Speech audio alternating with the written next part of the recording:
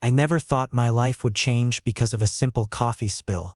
But when Austin Jace, our company's CEO, grabbed my hand and saw the blue mark on my wrist, the fire that ignited in his eyes still haunts me.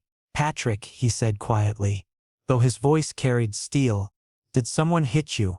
My heart started pounding. I was just an intern, Patrick Rivers, lost in coffee runs and spreadsheets. And Austin? He was a legend in this building. Chiseled jaw, sharp suits, and that intense stare people avoided. But here, in this small pantry, he stood before me, my hand still caught in his grip. "And no," I stammered. "Just crowded subway." His gaze narrowed. "Don't lie to me." He gently turned my wrist as if searching for evidence. "These are fingerprints." My throat tightened. It was true, my manager Derek had cornered me last night after overtime. He'd told me if I didn't comply with his special requests, my internship would end. He'd grabbed my arm so hard it left marks. But how could I tell Austin? Derek was respected in the company. And me? I was nobody. "Sir, please," I whispered. "You shouldn't get involved in this." But Austin didn't release my hand. Instead, he took off his blazer and draped it over my shoulders. "You think I'll just leave you like this?" His voice was low, almost dangerous. "Patrick, as long as you're in this building, you're my concern." I was speechless. His words made something strange flutter in my chest. Protected, seen. But before I could respond, Derek burst into the pantry with his fake smile. "Patrick, there you are. I need to—" He saw Austin and stopped. "Oh, Mr. Jace. I was just looking for my intern." Austin slowly moved from in front of me, but kept me positioned behind him like a shield. "Your intern?" "Derek.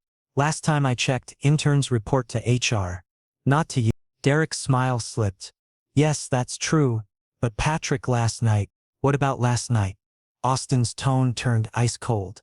I could feel the tension suffocating the room. A warning flashed in Derek's eyes, directed at me, and I knew if I spoke up now there would be consequences later.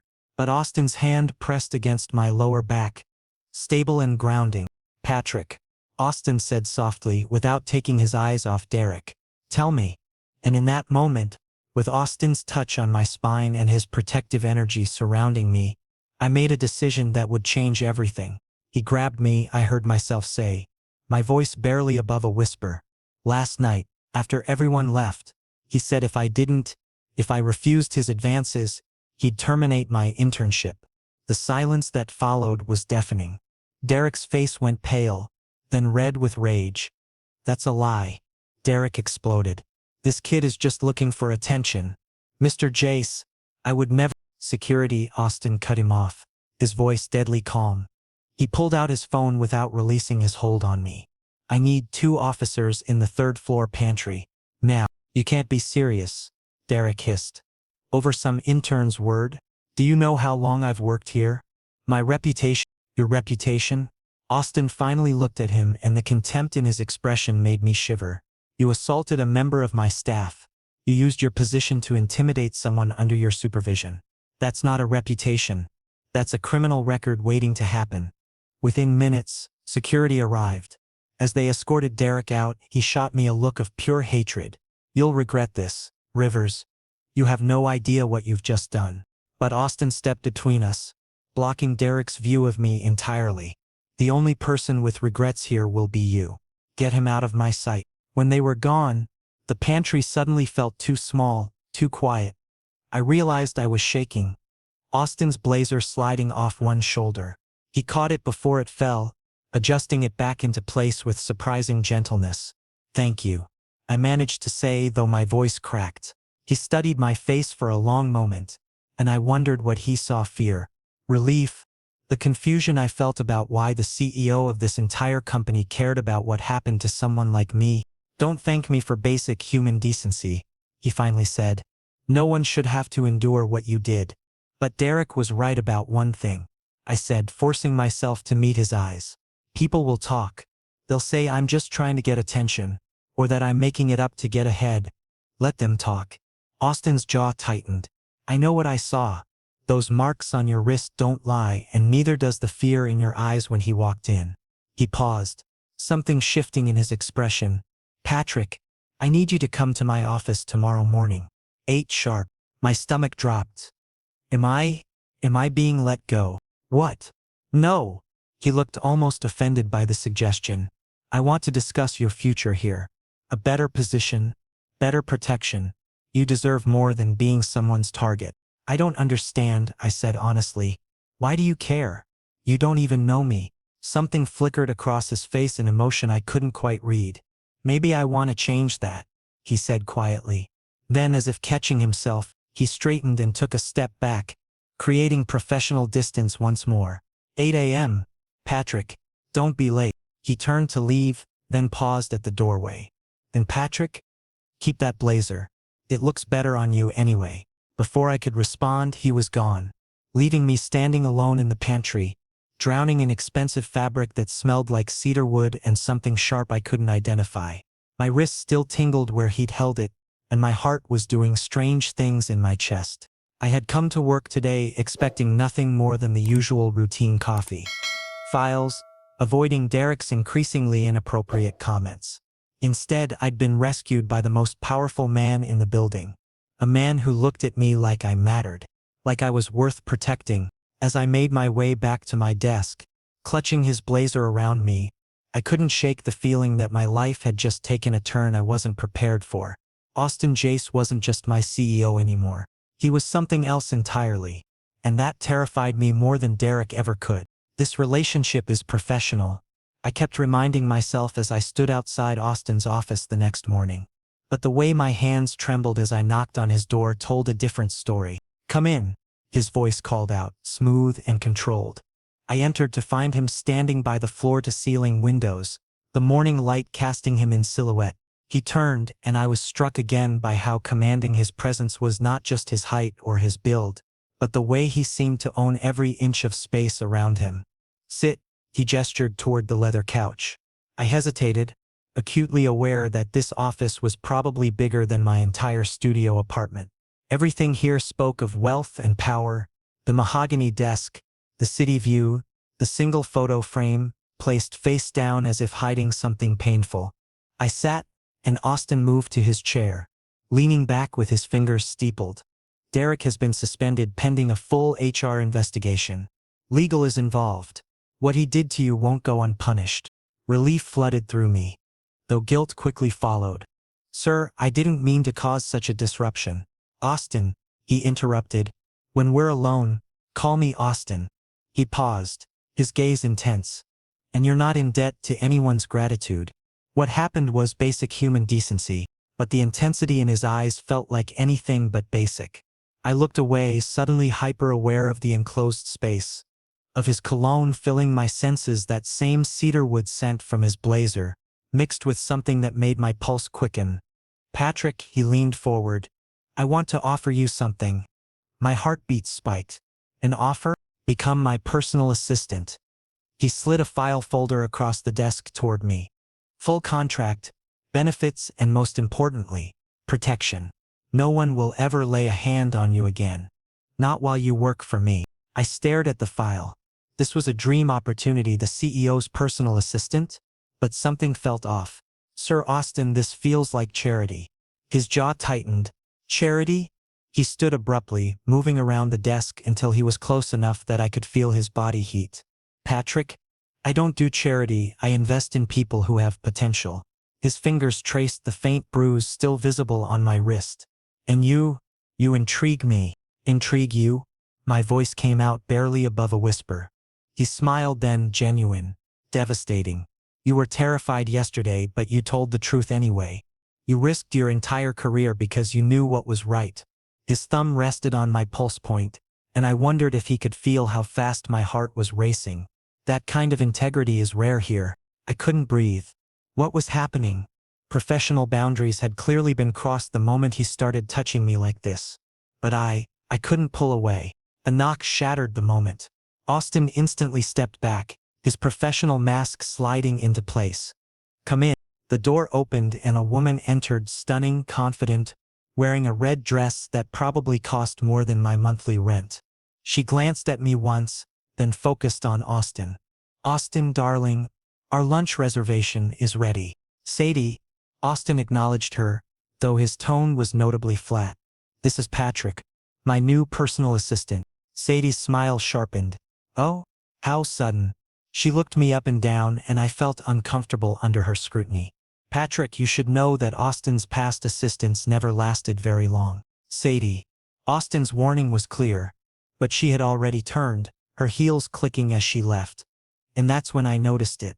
The photo frame on his desk.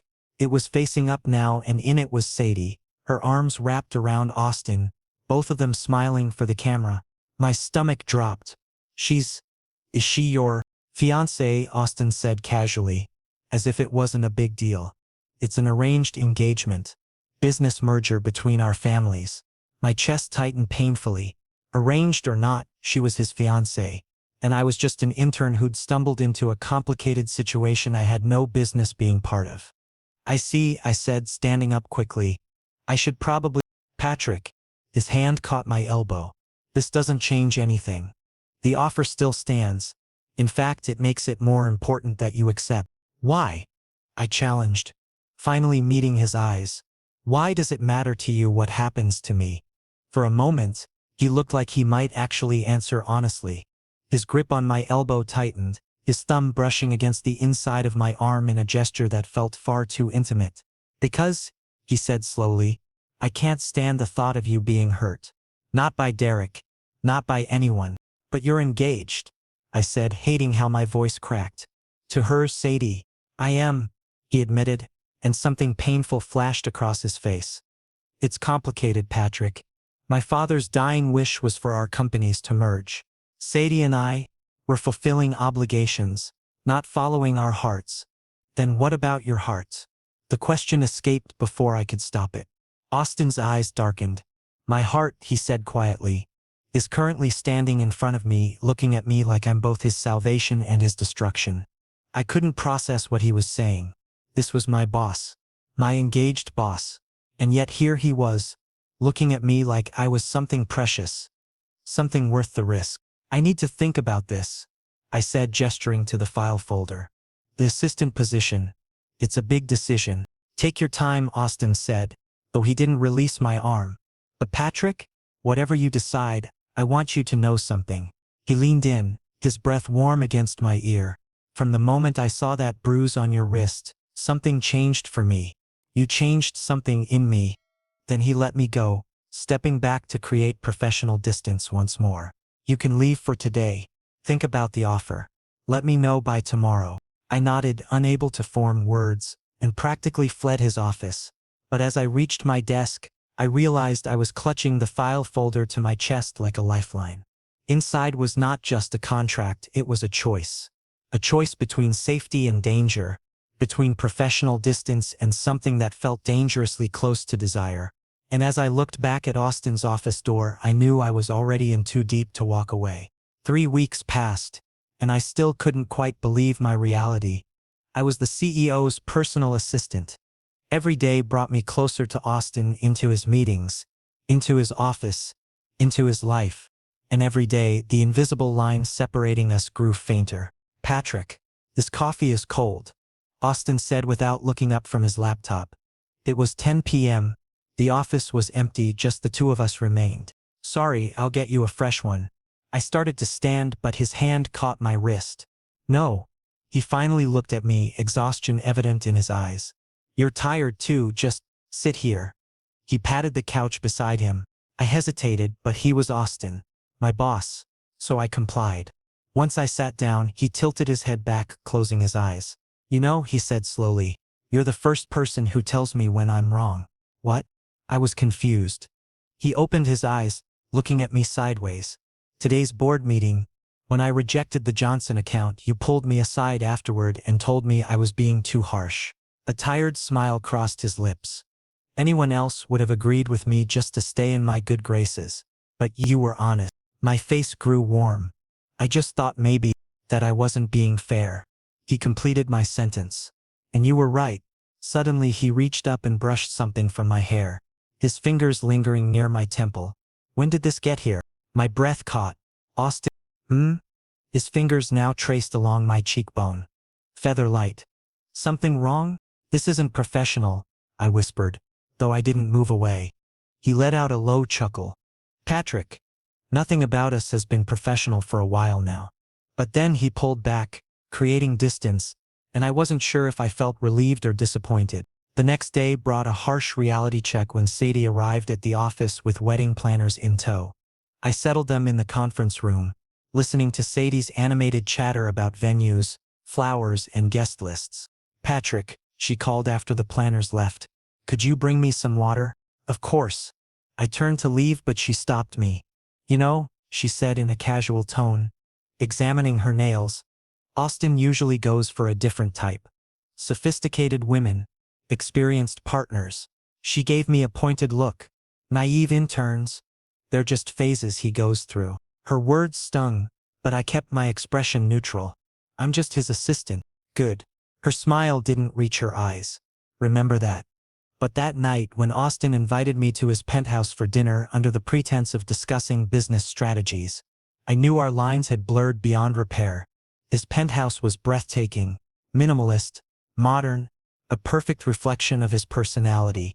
We shared wine over dinner and the conversation flowed surprisingly easily. Austin opened up about his family, about how expectations had shaped his entire life, how choice had never really been his to make. Even this engagement with Sadie falls into that category, he admitted, swirling his wine. My father's final wish before he passed was to see our companies merge through marriage. I couldn't deny him that. But you're not happy, I said softly. He met my eyes and the vulnerability there took my breath away. No, I'm not. Then suddenly, he stood and walked over to where I sat. Patrick, I never wanted things to turn out this way. What way? My heart was racing. He cupped my face, his thumb brushing across my lips. I never wanted to want you. Then he kissed me, slow, desperate, pouring years of loneliness into that single moment. And I kissed him back, abandoning all logic and reason. When we finally broke apart, reality came crashing down. I'm engaged, Austin whispered, his forehead pressed against mine. This is wrong. I know, I breathed out, but neither of us moved away. We should stop, he continued, though his hands remained on my face. We should, I agreed even as my fingers gripped his shirt. Patrick, he pulled back just enough to look into my eyes. If I don't stop now, I won't be able to later. Tell me to stop, but I couldn't. Because somewhere between coffee runs and late-night office sessions, between his protective touches and vulnerable confessions, I'd fallen for him. Fallen for my boss. Fallen for a man engaged to someone else. I can't tell you to stop, I admitted, because I don't want you to. Something broke in his expression. Relief mixed with anguish. He kissed me again, deeper this time, less controlled. His hands moved to my waist, pulling me closer, and I let him. I let myself get lost in the feeling of being wanted, being chosen, even if just for this moment. When we finally separated, both breathing hard, Austin rested his forehead against mine again. This is dangerous, he murmured. For both of us. If anyone finds out, I know the risks, I interrupted. My job, my reputation, everything. But Austin, I struggled with the words I wasn't ready to say. Don't, he said quickly. Don't say it. Not yet.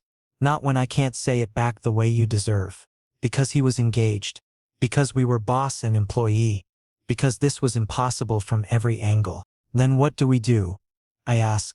He pulled me into an embrace, holding me tight against his chest.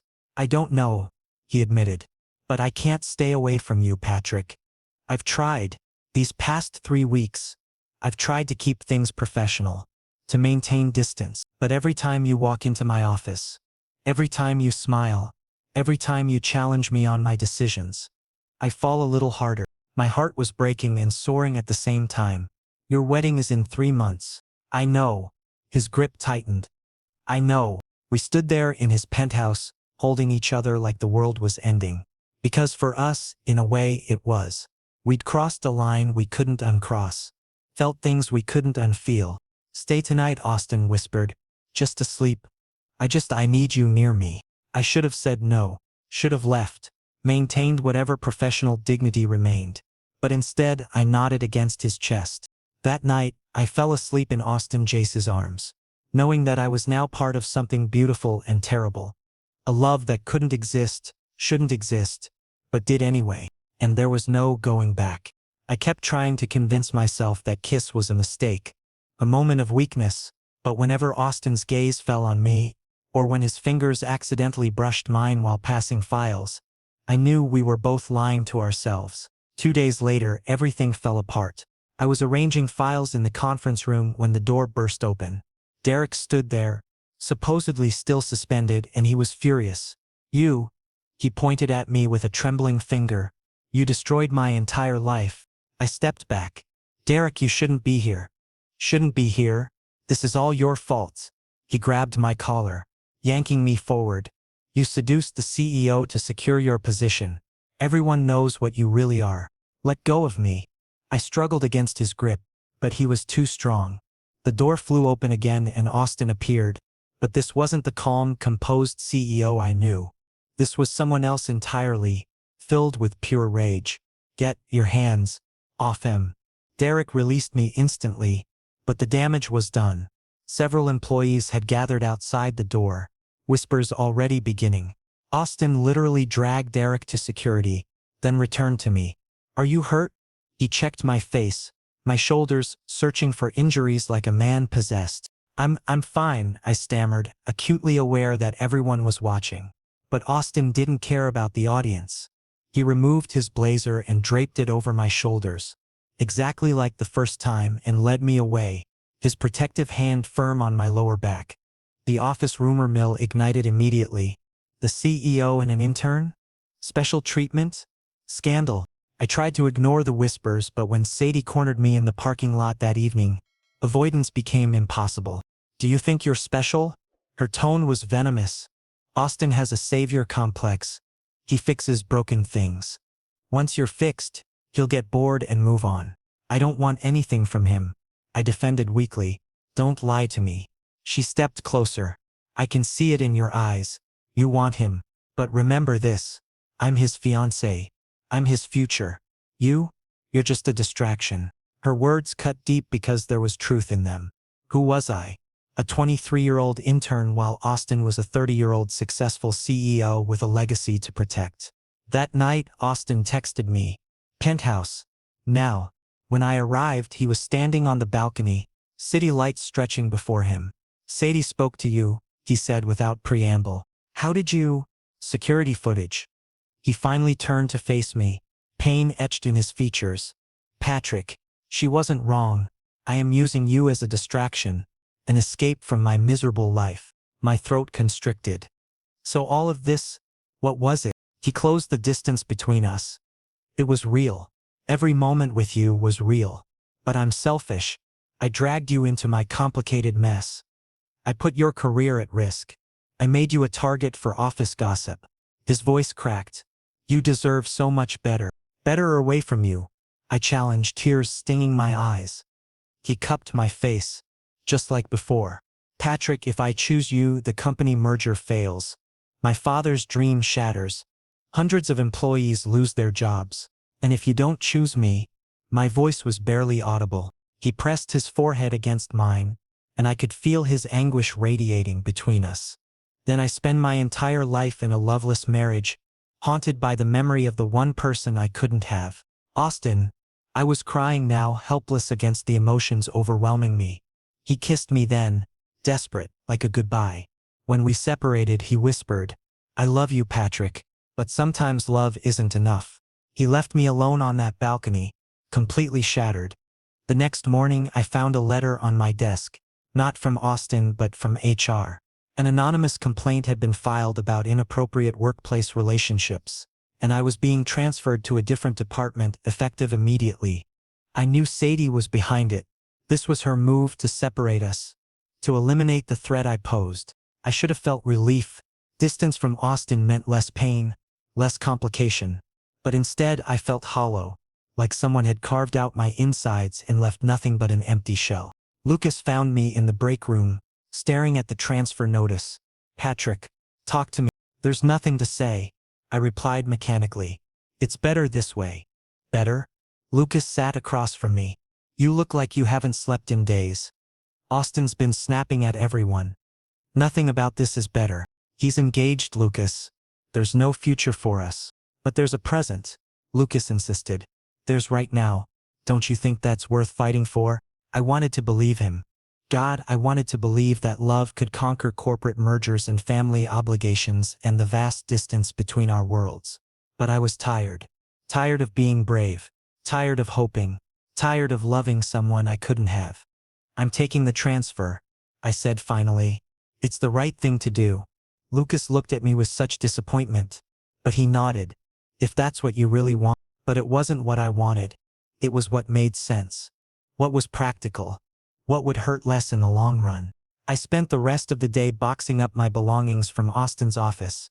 He was in meetings all afternoon, which I was grateful for. I couldn't face him, couldn't see his eyes and maintain my resolve. I left my access card and a simple note on his desk. Thank you for everything. Take care of yourself. Short, professional, final. As I walked out of that office for the last time, Austin's blazer still hanging in the closet, his coffee mug still on the desk with the faint lipstick stain from where I'd accidentally drunk from it last week. I realized something devastating. Leaving didn't hurt less. It hurt differently, like a slow death instead of a quick one. I was halfway to the elevator when I heard him. Patrick, wait. I froze but didn't turn around. You're supposed to be in meetings. I canceled them. His voice was rough, strained. You can't just leave like this. I can and I am. I forced myself to say, the transfer is effective immediately. I didn't approve any transfer. You didn't have to. HR made the decision. Patrick, please. He was close now, I could feel his presence behind me. Look at me. I can't, I whispered. If I look at you, I'll break. And I'm barely holding myself together as it is. His hand touched my shoulder, gentle but desperate. Then don't hold yourself together.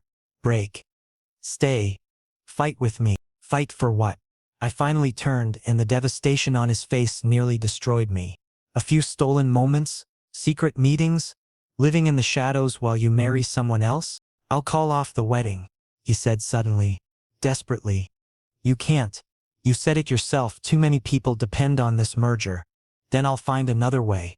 I'll restructure the deal, find alternative investors. Austin, stop. I placed my hand on his chest, feeling his racing heart. We both know there is no other way. You've been trying to find one for weeks. This is reality, this is what has to happen. He grabbed my hand, pressed it harder against his chest. I can't let you go. You have to, I said, tears streaming freely now. Because I love you too much to watch you destroy everything you've built. Your father's legacy, your company, your responsibility to your employees.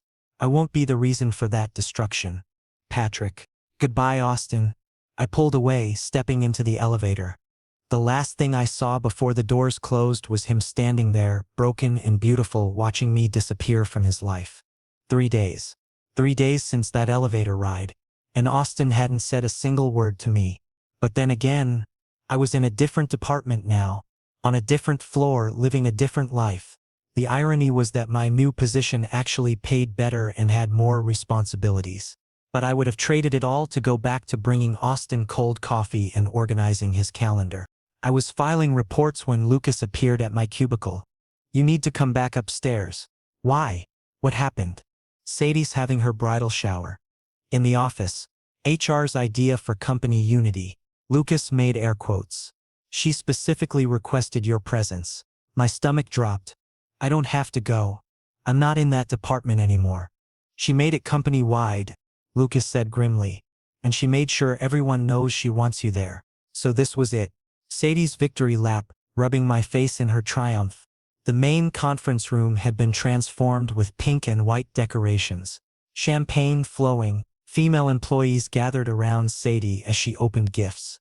And in the corner, nursing a drink and looking absolutely miserable, stood Austin. Patrick. Sadie spotted me immediately. Come join us. I want you to celebrate with us too. Her tone was sweet but her eyes held pure challenge. I approached with a forced smile.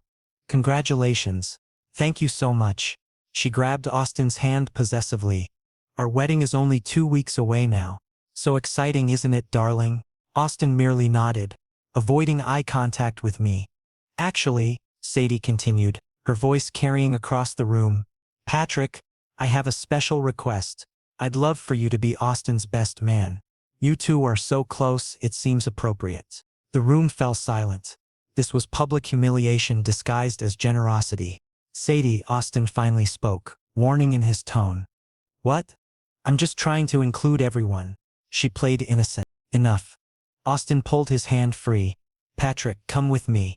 He led me out of the office down to the emergency stairwell where no one would hear us. I'm sorry about that, he started immediately. She was right, I interrupted. You do consider me close, don't you?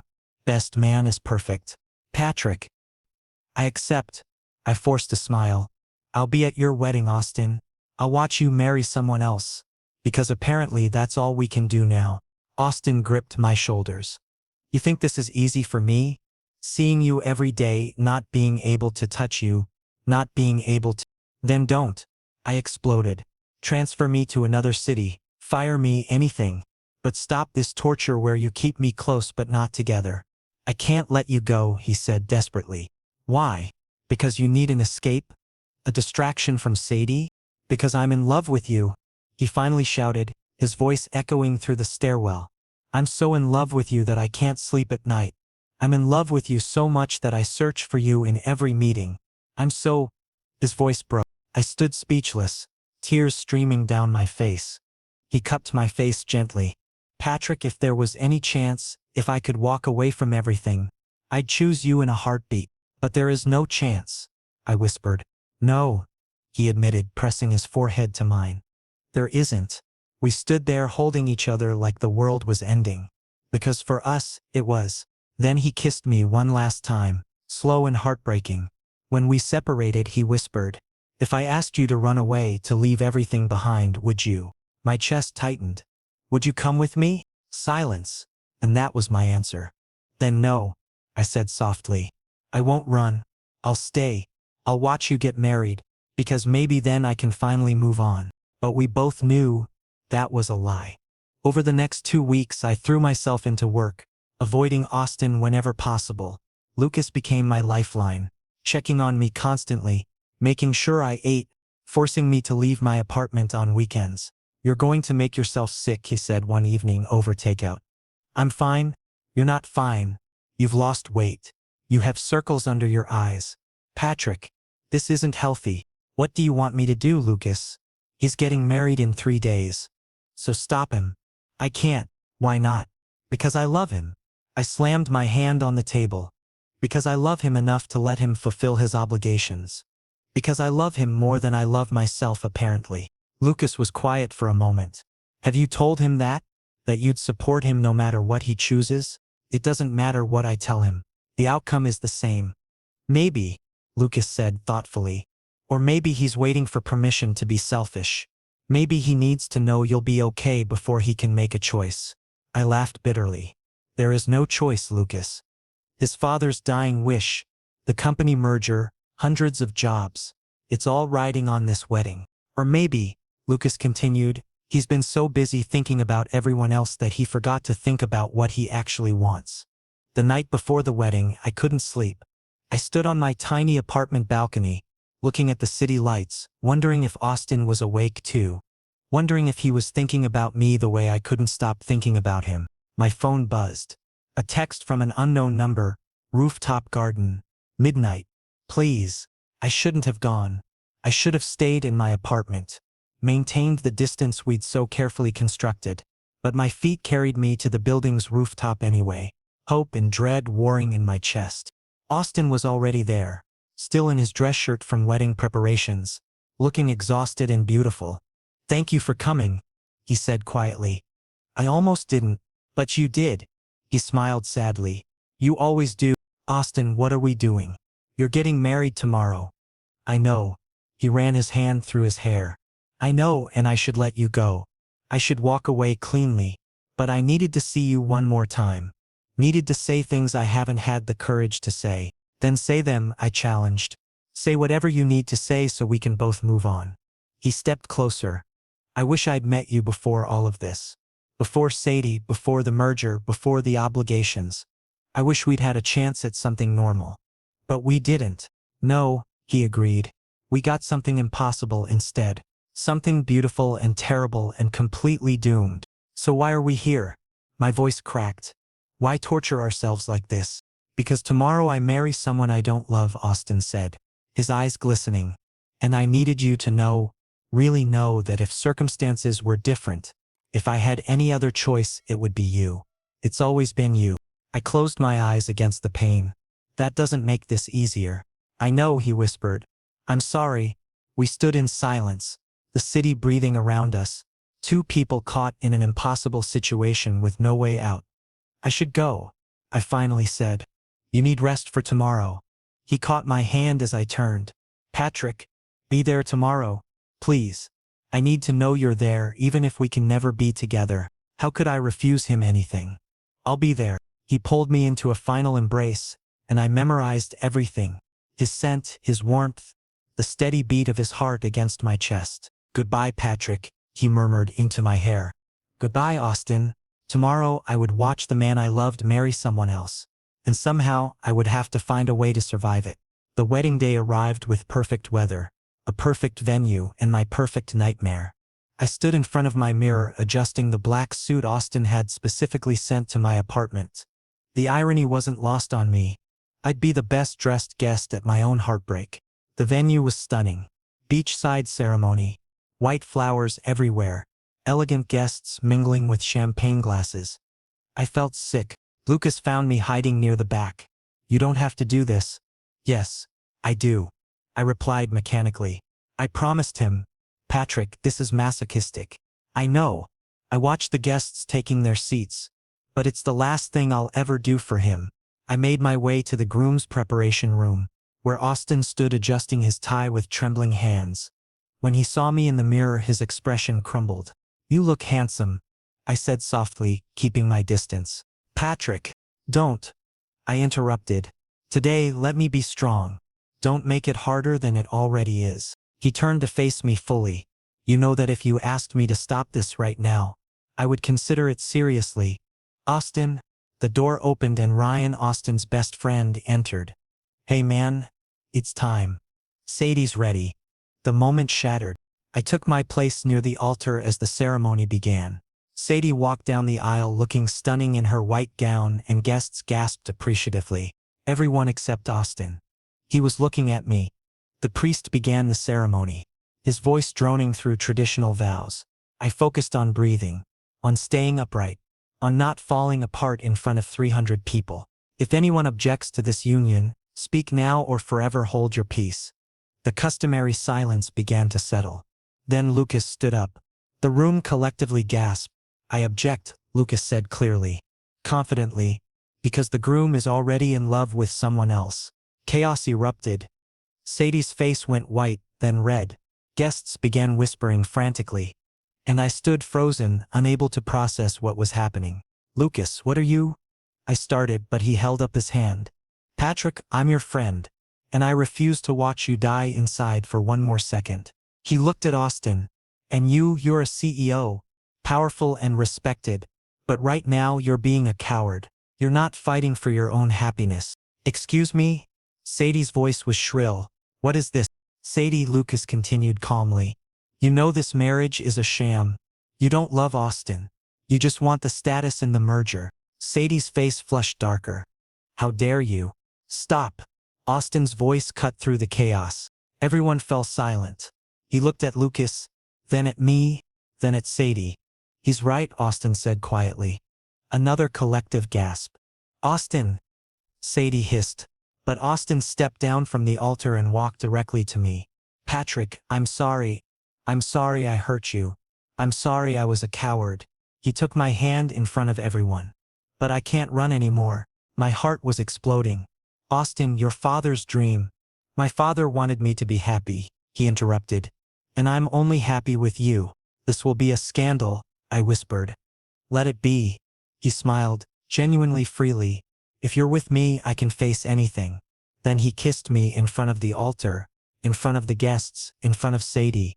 And I kissed him back, tears of joy streaming down my face. When we broke apart, Sadie had already stormed off. The guests were in shock, some supportive, many judgmental. But Austin didn't care. "Want to get out of here?" He squeezed my hand. "Run away from all this?" I laughed, breathless, disbelieving. "Where would we go?" "Anywhere." He shrugged. "Somewhere it's just us. No scandal, no expectations. Just Patrick and Austin." And we ran, literally. Austin grabbed his car keys and we drove off down the beach road. The sunset ahead of us, leaving behind scandalized guests and broken expectations. In the car, as the ocean breeze whipped through the windows, Austin reached over and laced his fingers with mine. "No regrets?" I asked. "None," he said firmly. "You?" "Terrified, actually." I admitted. "The company merger will fail now. Your reputation will take a hit. People will say terrible things about both of us." "Probably," Austin agreed. "But Patrick, I spent 30 years living for other people's expectations. My father's, the board's, society's, and I was miserable. These past few months with you were the first time I felt truly alive." "What about the employees?" "The merger was supposed to protect their jobs." "I'll find another way," Austin said with determination. "I'm a good CEO because I solve problems. This is just another problem to solve. But I'm doing it on my terms now. With you v me." I leaned back in my seat watching him drive, and realized something profound. Love wasn't about grand gestures or perfect timing. It was about choice. And Austin had chosen me. Consequences be damned. 3 months later, I woke up to sunlight streaming through unfamiliar windows and Austin's arm wrapped around my waist. We'd moved into a smaller apartment, nothing like his penthouse, but it was ours.